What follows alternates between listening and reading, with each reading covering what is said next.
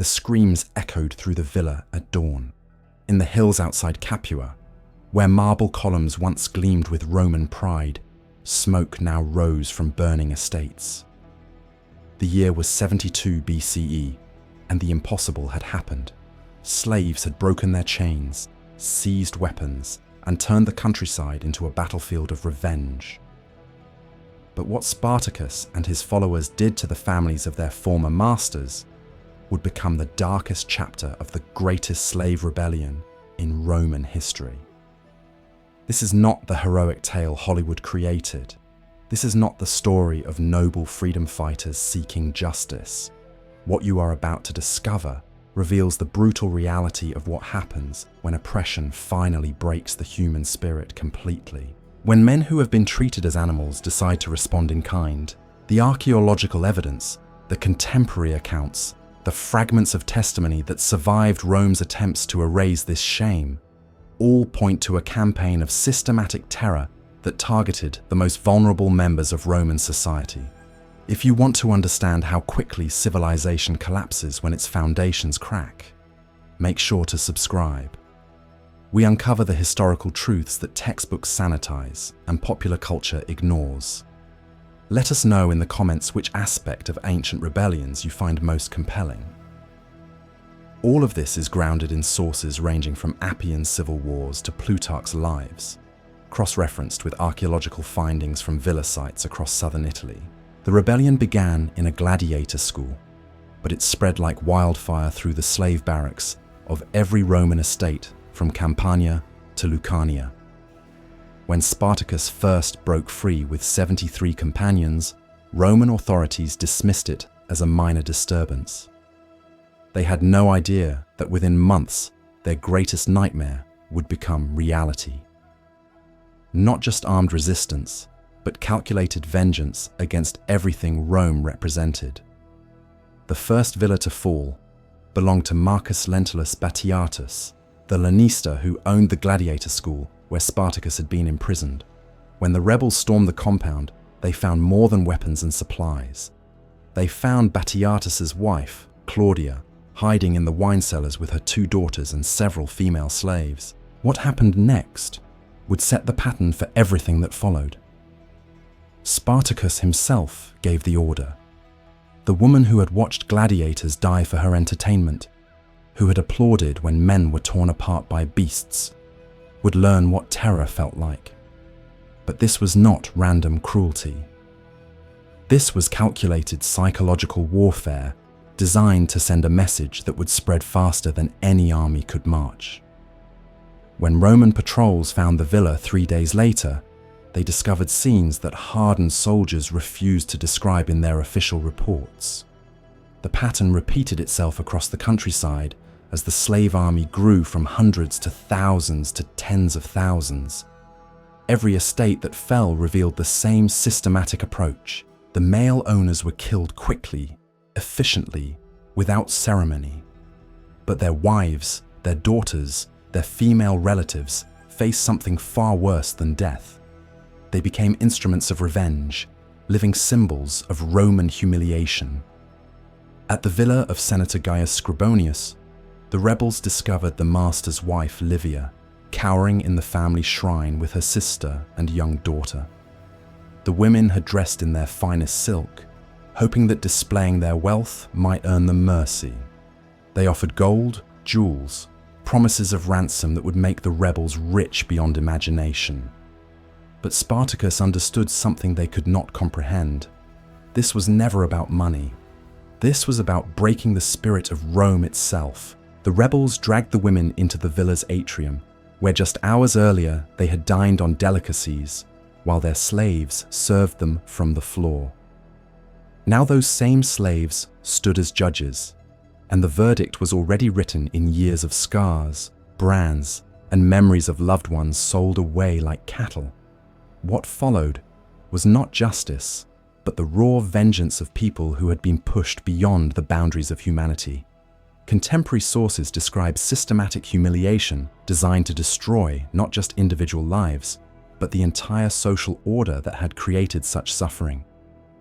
Roman women who had never touched soil except in their gardens were forced to work in the fields under the whips of their former property. Matrons, who had commanded dozens of servants, found themselves scrubbing floors while rebels debated their fates. The psychological destruction was as calculated as any military strategy, but the physical violations were worse. Archaeological evidence from villa sites reveals modifications made during the rebellion period. Rooms that once housed precious artwork were converted into holding cells. Courtyards where Roman families had entertained guests became stages for public degradation. The rebels understood that Rome's power rested not just on military might, but on the belief that Roman citizens were inherently superior to everyone else. Destroying that belief required destroying the symbols of Roman dignity. The treatment of Quintus Fabius Maximus's household reveals the systematic nature of these atrocities. When the rebels overran his estate near Nuceria, they found his wife Antonia hiding in the slave quarters, disguised as a servant. She had hoped that blending in with the property might save her life. Instead, it gave the rebels the perfect opportunity to demonstrate their contempt for Roman pretensions. They stripped her of the disguise and dragged her before the assembled slaves of the estate. Then they offered a choice to the very Hadone people she her, or they could decide it. They could free her punishment themselves. The vote was unanimous. The woman who had ordered countless floggings, who had watched children torn from their mothers' arms to be sold in distant markets, would experience the same helplessness she had inflicted on others. What followed lasted for days. The rebels made sure that news of her fate would spread to every Roman garrison, every remaining estate, every corner of the Republic. They wanted Rome to know that the natural order had been shattered completely, that the people they had treated as animals were capable of calculated cruelty that matched their own. The psychological impact extended far beyond individual atrocities. Roman society was built on the absolute authority of the paterfamilias, the male head of household, who controlled the lives and deaths of everyone under his roof. By targeting the wives and daughters of these men, Spartacus struck at the heart of Roman identity itself. He proved that Roman power was an illusion, that their women were as vulnerable as any other slaves when the whips changed hands. Military dispatches from the period describe the panic that spread through Roman society as news of these attacks reached the capital. Wealthy families abandoned their estates and fled to fortified cities. Others hired private armies to guard their households. The Senate issued emergency decrees authorizing any measures necessary to protect Roman civilians. But the damage was already done. The myth of Roman invincibility had been shattered in the most intimate and personal way possible. The rebels developed sophisticated systems for identifying and capturing high-value targets. They maintained networks of informants among house slaves who provided detailed intelligence about which families possessed the greatest wealth and influence.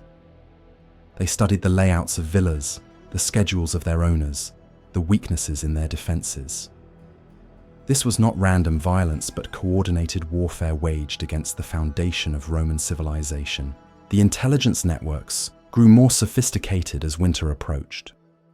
Escaped slaves from aristocratic households brought detailed maps of villa layouts, guard rotations, and most importantly, the hiding places where wealthy Roman women retreated when danger threatened.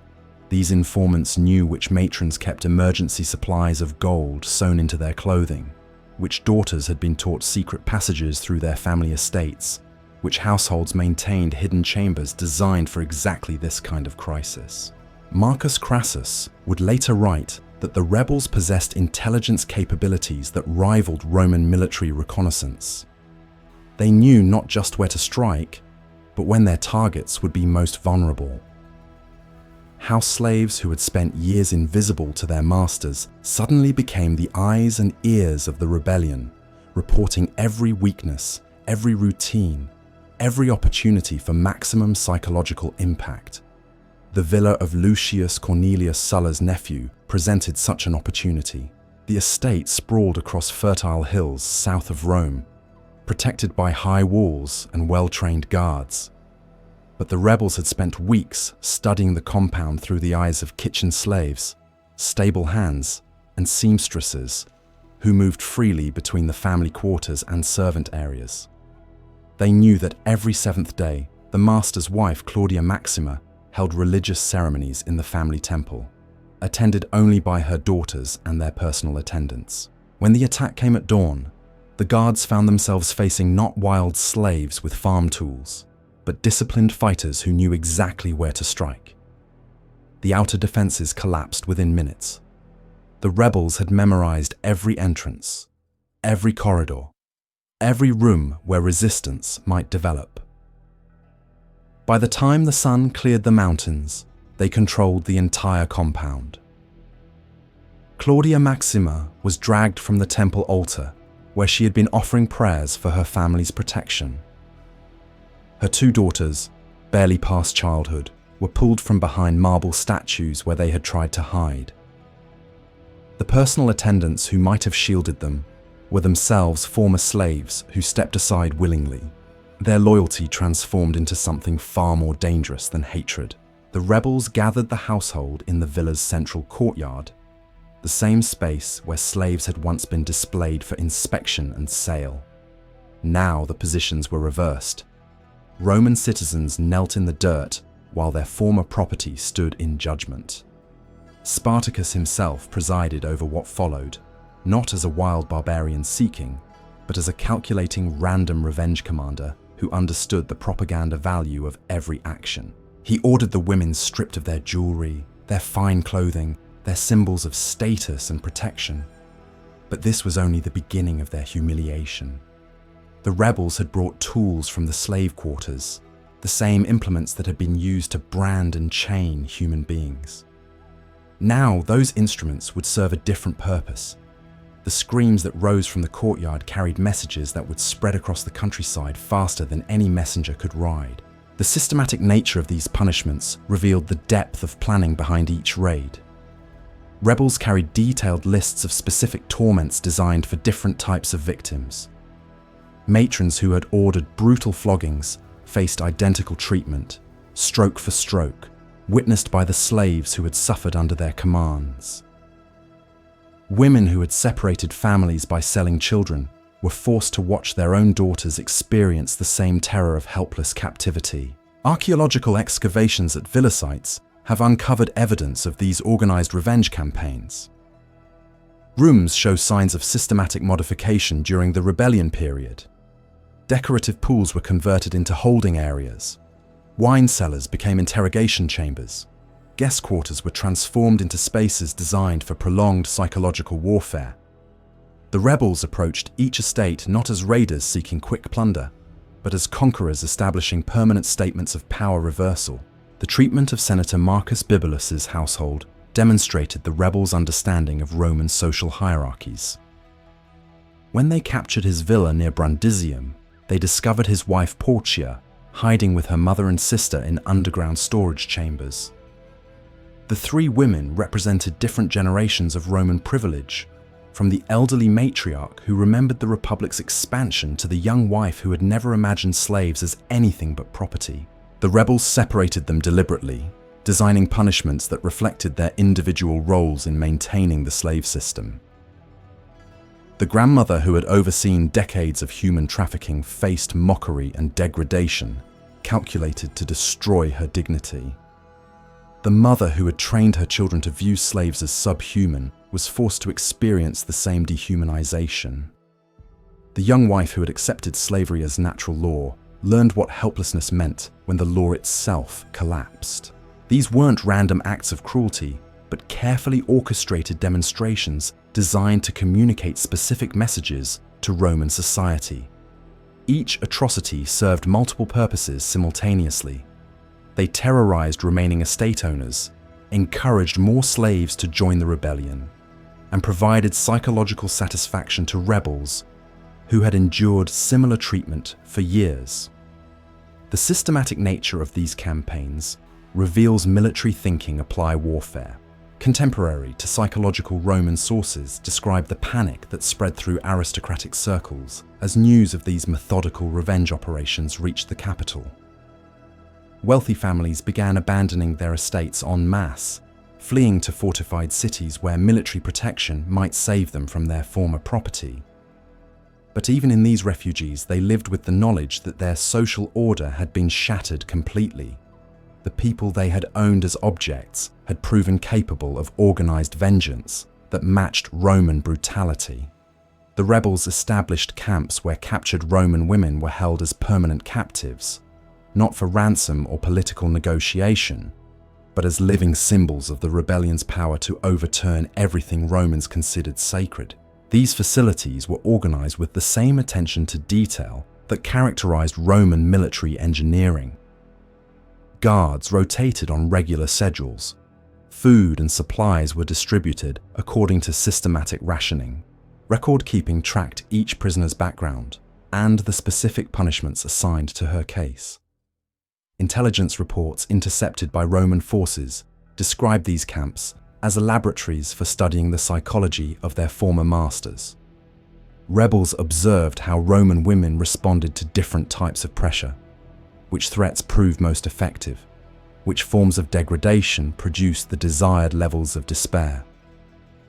This information was then applied systematically across all rebel operations, creating standardized procedures for breaking the spirit of Roman captives. The sophistication of these psychological operations shocked Roman commanders, who had dismissed the rebellion as simple banditry. Military dispatches describe systematic campaigns that demonstrated strategic thinking worthy of trained generals. The rebels had studied Roman methods of slave control and applied those same techniques with devastating effectiveness against their former masters. They understood that physical conquest meant nothing without psychological dominance. Winter brought no respite from these calculated campaigns of revenge.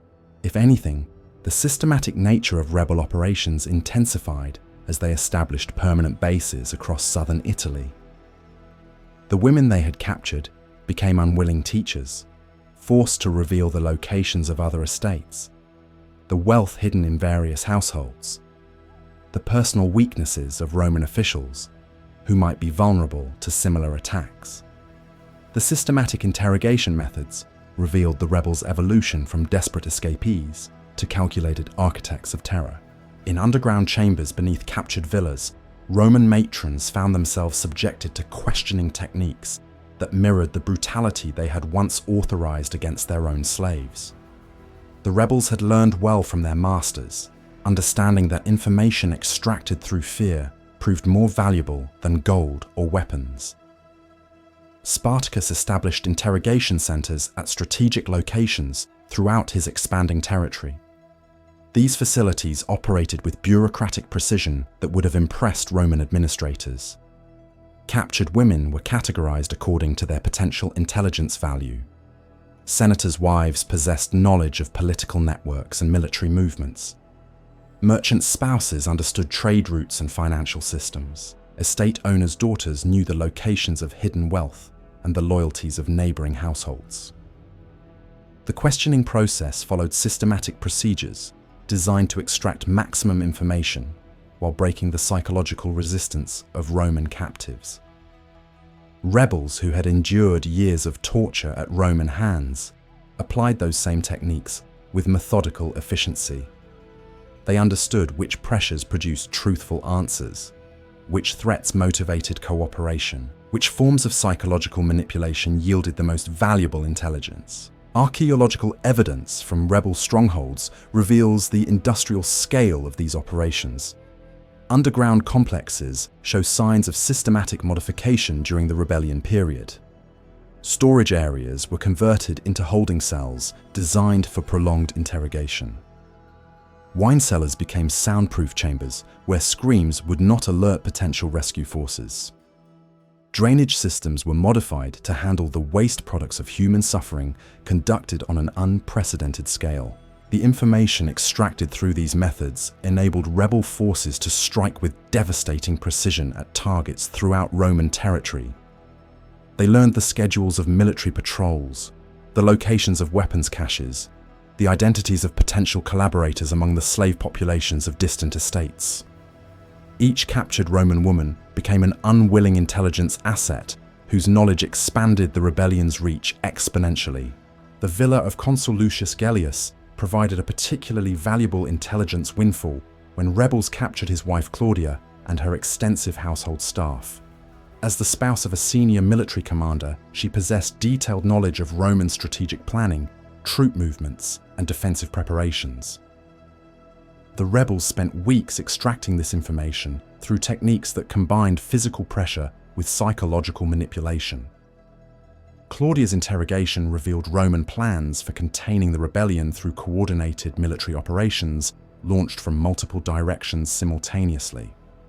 She disclosed the locations of emergency supply depots, the identities of commanders assigned to specific legions, and most importantly, the weaknesses in Roman defensive strategies that rebel forces could exploit.